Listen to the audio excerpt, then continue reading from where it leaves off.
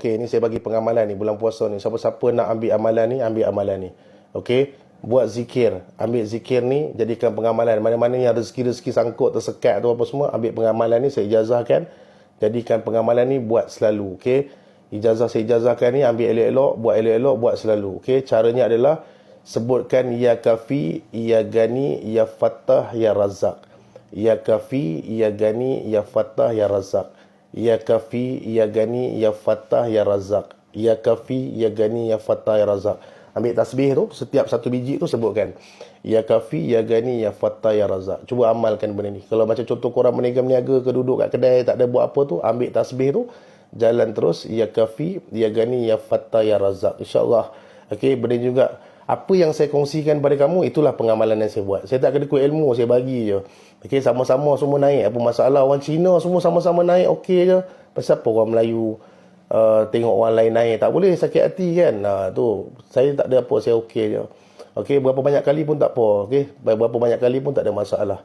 Okey, amalkan benda tu insyaAllah. Saya amalkan tu daripada saya remaja lagi. Saya dapat benda tu daripada saya lepas-lepas habis SPM, tak silap. Okey, saya amalkan benda tu lepas-lepas habis SPM. Dan Alhamdulillah, segala benda yang saya nak, segala benda yang saya impikan, memang Allah Ta'ala permudahkan. Ini saya kongsikan. Okey, saya daripada dulu lagi, segala benda yang saya inginkan, macam contoh kereta kan, saya teringin sangat nak pakai kereta ni. Dulu saya ingat lagi, teringin nak pakai kereta wajar dulu. Apa saya buat? Dulu pakai kereta potong sagar mula-mula. Jadi nak pakai kereta wajar, masa tu kereta wajar mahal. Okey, apa saya buat? Saya beli kunci kereta wajar. Kunci je mulanya. Beli kunci kan. Kereta wajar kan dia boleh buat kunci kan. Saya beli kunci kereta wajar. Tapi duk cucuk kat potong sagar. Punya nakkan kereta wajar tu. Allah Ta'ala bagi kan. Allah Ta'ala bagi. Lepas tu dah bagi. Dan banyaklah perkara-perkara yang di luar kotak fikiran saya. Yang saya dapat Allah Ta'ala tu permudahkan. Itu antaranya lah.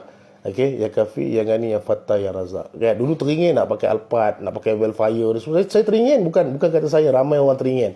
Dan saya kata, boleh ke aku nak pakai? Mampu ke aku nak pakai? Bukan murah nak bayar setiap bulan apa semua kan. Sekarang berlambak-lambak dah kereta, tak tahu nak buat apa. Okey, Allah Ta'ala permudah. Apa yang saya bagi kongsikan tu juga korang buat, insyaAllah. Mesti akan Allah Ta'ala tu akan lorongkan pada korang. Okey, insyaAllah.